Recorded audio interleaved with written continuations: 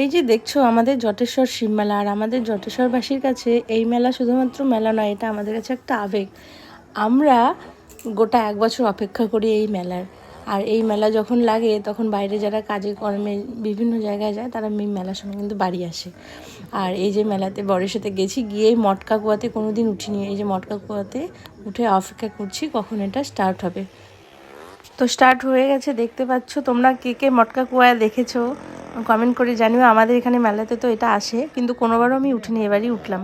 অতটা আমার ভালোও লাগেনি, ভয় লাগছিলো। পরে বন্ধুর সাথে দেখা, তো একসাথে পান খাবে বলে ও দাঁড়ালো, কিন্তু ওরা তো পান খেলো না, আমি খাবো না, আর ও একাই, সেজন্য পানটা ওই দেখো মুখে দিয়ে দিল।